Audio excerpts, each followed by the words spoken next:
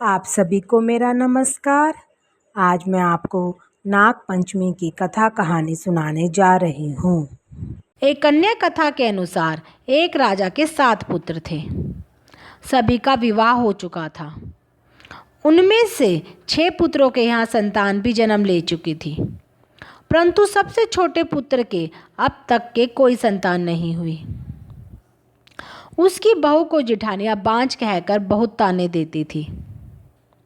संतानहीन होने के कारण उन दोनों को घर समाज में तानों का सामना करना पड़ता था। एक तो संतान न होने का दुख, उस पर सास, नंद, जिठानी आदि के ताने उसको और भी दुखी करने लगे।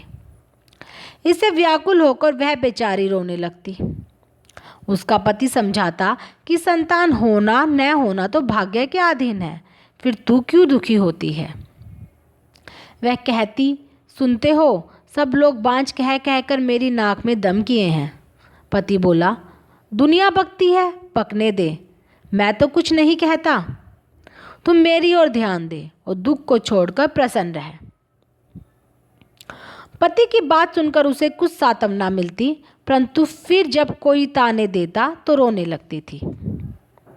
इसी प्रकार उसकी जिंदगी के दिन किसी तरह से संतान की प्रतीक्षा करते हुए गुजर रहे थे। इस प्रकार एक दिन श्रावण माह की शुक्ल पक्ष पंचमी तिथि आ गई। चौथ की रात को उसे स्वप्न में 5 नाग दिखाई दिए। उनमें से एक ने कहा, अरे पुत्री, कल नाग पंचमी है, तू अगर हमारा पूजन करे तो तुझे संतान की प्राप्ति हो सकती है। यह सुनकर वह उठी और पति को जगाकर स्वप्न का हाल सुनाया।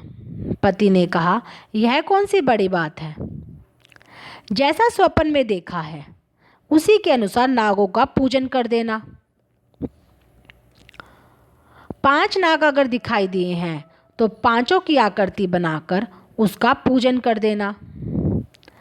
नाग लोग ठंडा भोजन ग्रहण करते हैं, इसलिए उन्हें कच्चे दूध से प्रसन्न करना। दूसरे दिन उसने ठीक वैसा ही किया। नाग पंचमी दिन उसने व्रत कर नागों का पूजन किया।